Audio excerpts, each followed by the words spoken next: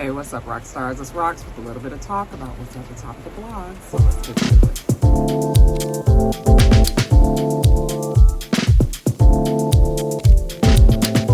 All right, you guys, on my lunch break, so I gotta fit 2 hours worth of talking into 1 hour. Let's get to it, you guys. First story up, the Facebook whistleblower.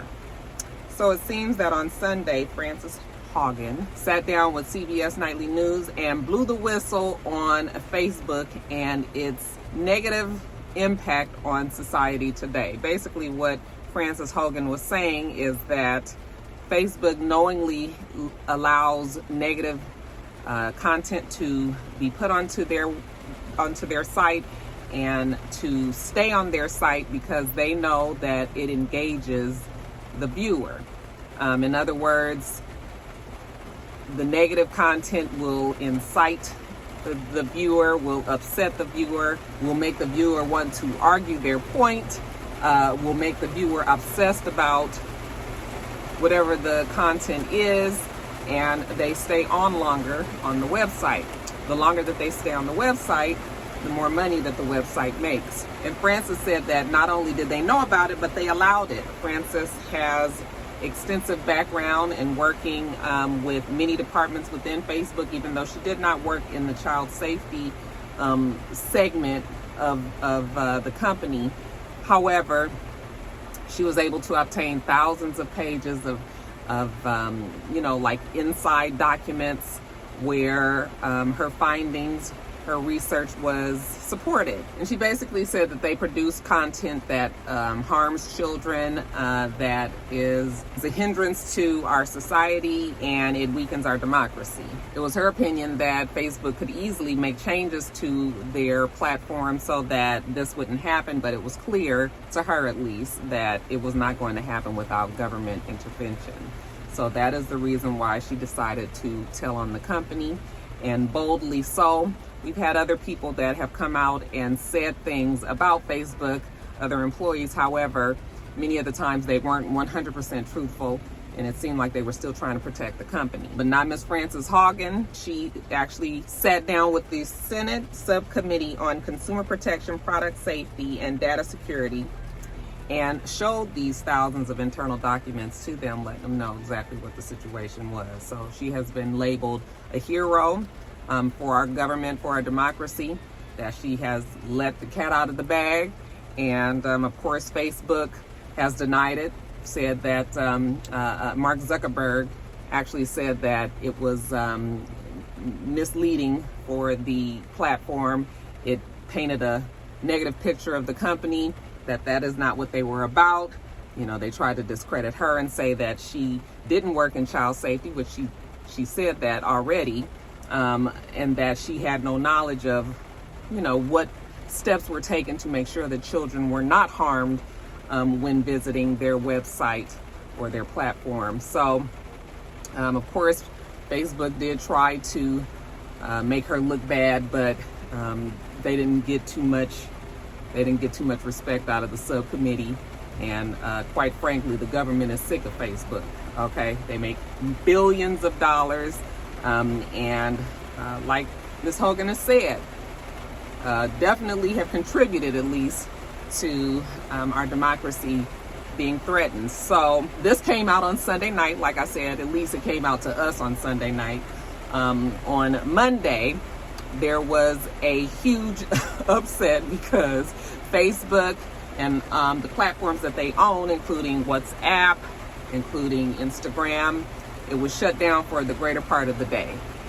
People say that it was shut down because Zuckerberg and his cronies realized that the government is on their ass and that they needed to scrub their websites to make sure that anything negative, or could be confirming to what Ms. Haugen said, was removed. Okay, so I actually had tweeted on Twitter because I had noticed that the same thing that I had been seeing when I went onto Instagram, it kept on coming up. So then finally I was like, is Instagram down? Of course, I was at work, so I ain't really had no business being on Instagram, but every time I would go on there when I would get a little breaksy, it was still showing the same thing. And you guys told me, yeah, because of the whistleblower. So Facebook has not confirmed that that was the reason why they're down, though. They're saying that it was routine maintenance on the websites, and that, you know, but people are saying, yeah, we bet, you know, most people are saying that, yeah, they're just trying to get themselves prepared for the government that's going to be breathing down their throat. This subcommittee that's already pretty much sick of Facebook and Mark Zuckerberg and all that. They've been wanting to break up Facebook, said that it's too powerful, you know, and that it's just the conglomeracy of it all. It's, you know, so that is what's happening there. If you guys were wondering what happened on Monday when you couldn't get to your favorite social media websites, boy, you guys was having a fit. And it just kind of shows how people are so very much addicted to social media. Twitter was alive and kicking because Twitter is not owned by Facebook. And so that pushed everybody over to Twitter to voice their opinion on what was going on there. So I don't know if this is a surprise for anybody, but I think that the government in particular is happy that they actually have somebody with a name, someone who had extensive knowledge of what went on in Facebook, who actually boldly came out and said what they said, because we could say all day that this is what we think it is, but once you have some documentation that that's really what's going down, then there can be some changes made. So Facebook is saying that she stole those documents. I'm not sure how that's going to go. Like, is the courts going to even accept those documents? I mean, at least in the court of public opinion, you know, the damage is already done. However, court of public opinion doesn't always hold the same in actual legal court. So we'll see. But yeah, you guys. Oh, Sister Frances Hogan blew the lid off the joint. What y'all got to say about it?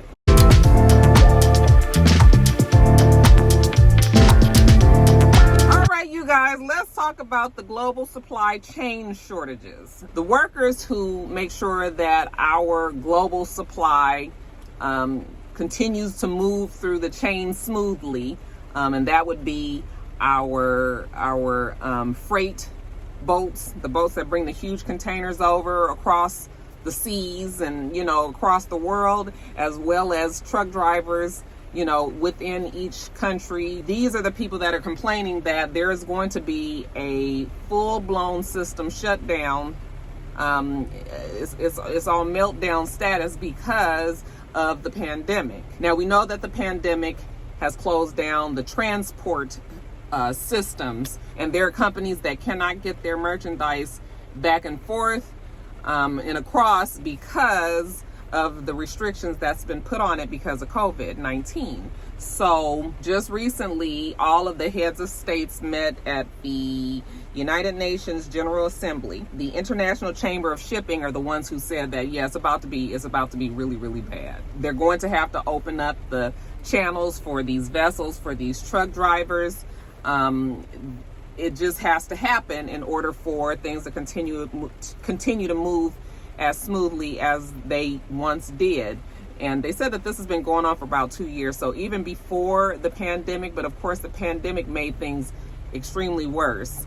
And so, yeah, if you guys have been watching the news or if you've been reading, you notice, or if you've been shopping, then you've noticed that it's taken a longer time to get certain items. Things that are coming from China is taking a good minute. For instance, I just bought a dining room set from American Signature Furniture, and it will not be here until December 22nd. So, and that was early because a lot of the other tables that we were looking at were like January coming up on February. So if you guys have plans to be purchasing something, then you need to make sure that you get it now if you're trying to have it for a certain time. We were bummed because I wanted it for Thanksgiving, and well, clearly we will be having card tables. If we have people over the house, we will have card tables set up and just put a damn tablecloth over it. But yeah, it's bad right now. It's getting worse, and they are warning. They're making the warning that these channels need to be opened back up. The pandemic, even though it is, the vaccines are available here in the United States pretty easily, that's not the same for all over the world. So there are many people who have left their jobs because they don't feel protected. They haven't had access to the vaccine. They're told that they're not like a priority person that needs to get the vaccine, when clearly they do. They do need to have it because they are the people who keep the channels of commerce open. So yes, it's getting to be a problem. We're facing a complete meltdown, and we'll see if the United Nations General Assembly makes any changes to that or answers that complaint. But like I said, if you guys got your eye on something and you're not sure, you think that you're gonna need it, you better go on and buy it. It's gonna take a while.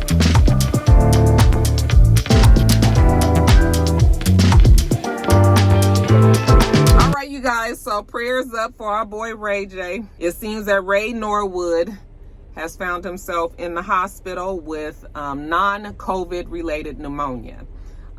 He has been in the hospital since the weekend. His manager came out and said that he was admitted into a Miami hospital, that they thought that he probably had COVID, so he was put into a COVID wing. They tested him numerous times. I think they said 5 times. He came back negative, so they finally did move him out of the COVID wing into a regular hospital room. He's not contagious. We know that Ray J has had issues with his lungs in the past. Remember, he had a couple of pulmonary embolisms when he was flying back and forth quite a bit. So he already has lung issues. Pneumonia is not a good thing for somebody that, pneumonia is not good for anybody, but definitely not for somebody that's already suffered from a serious diagnosis like an embolism, a pulmonary embolism. So our prayers are up for Ray J. It seems that while he's been in the hospital, though, he still has time. He still has time, you guys. So they say that he filed for divorce from his wife, Prinky. We've been going back and forth with these two. It's like a fucking merry-go-round. As a matter of fact, this is the 3rd time that Ray J and Prinky have decided to file for divorce. She filed once, he filed once. They both withdrew those petitions, and now here we are, 3rd time's a charm. And I guess he has decided that he just can't seem to make it work with Prinky. I'm assuming that once he gets out of the hospital and things get better, that he'll probably withdraw that request as well. Something tells me that these two, remember I told you they about like your auntie and uncle that just continue to stay together, fight all the damn time. That is Prinky and Ray J. Actually, Princess never looks really happy. Okay, she kind of always has a miserable look on her face, and Ray J always kind of has a, well, that's just how I am look on his face. And so I don't know, child, but on the merry-go-round, that is the Norwoods, not King Sonia, but Ray J and Princess. It looks like we gonna call it quits for a 3rd time. Let's see if this one sticks.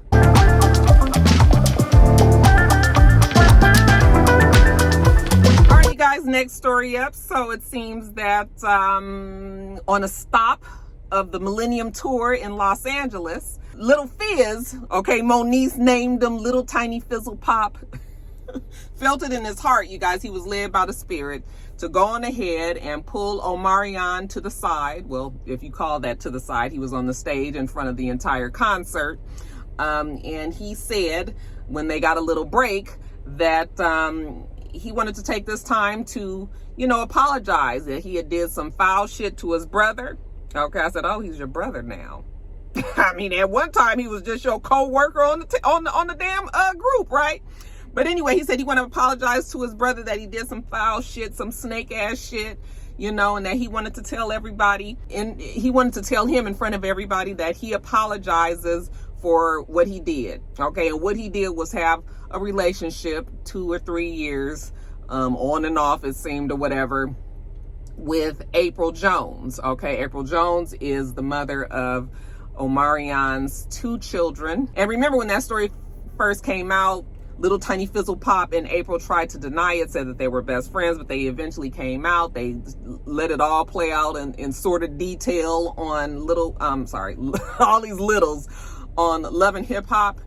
And we were all pretty much discussing, people just was not willing to accept that, you know, certain things, like when you cross the line, and one thing that I just can't get with is getting with your friends, getting with your friends, baby mama, wife, girlfriend. Like, you know, I understand shit happens and people cheat and do all of that, right? But it's even worse when it's a friend of yours, okay? And that's the reason why I can't seem to, you know, even though I got to love Portia from afar, because I cannot, that's one thing that I just can't, it's just you ain't never got to worry about something like that from Roxanne. So he apologized and said that he was sorry and that he hoped it didn't create any dysfunction or turmoil in his family.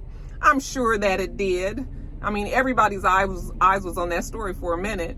You know, not that long, because folks don't care that much, but yeah, I mean, that's the story that we just wasn't gonna forget. So he apologized in front of the people, which he needed to do, because it was such a public spectacle that, yeah, you needed to make the apology just as public. And Omarion was gracious enough to hug him and thank him. Went on to social media afterwards and says, you know, that it takes a true humble man to come out and, you know, admit their wrongdoings, you know, that they won, and put hashtag brothers for life. So that was very cool of Omarion. I still wouldn't trust Little Fizz as far as I could throw his ass, okay? It just, certain things, once you just cross that line, it's just like, okay, I mean, you apologize and I'm gonna move on, because I can't be holding that shit in my heart. But you best believe that I'm never gonna trust your ass again. But they moved on, because, you know, Omarion, I'm sure with this B2K being on tour, I mean, it works best when everybody is on the tour, okay? Omarion obviously could still do the tour without them, but the fans want to see B2K, okay? And we don't need to be having all this strife and stress in the tour. And like I said, Little Fizz needed to apologize. So that's what he did. We know that April has moved on to, I guess, let her tell it bigger and better things. We know that she is seeing Dr. Dre, at least she is one of the women who is seeing Dr. Dre let Nicole tell it in that divorce proceedings, and that Dr. Dre has been taking care of her for some time, okay? So I guess she was like, all's well that ends well. All right, and I mean, talk about an upgrade. I mean, if you're talking about financially anyway, April gonna be fine too. But yeah, you guys, that's what's going on. Little tiny Fizzle Pop said, I'm sorry.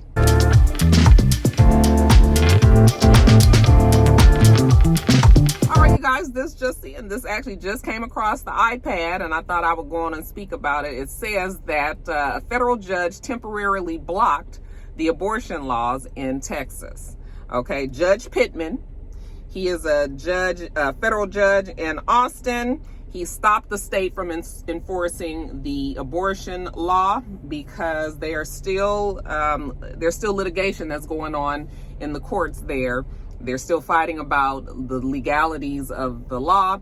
And so because there's still a lot of back and forth going, he has put a stop to it. Now, I just don't really understand how the law works. Now, I thought the Supreme Court was the law of the land, and that what they say, you know, is kind of the end all be all, but I guess I'm understanding it wrong, and that it still can be stopped. So, of course, the Republicans, I know, are not happy to hear this, because they really did, you know, put forth major effort to make sure that law was passed. And if you guys don't know the law, it is, you are not able to get an abortion after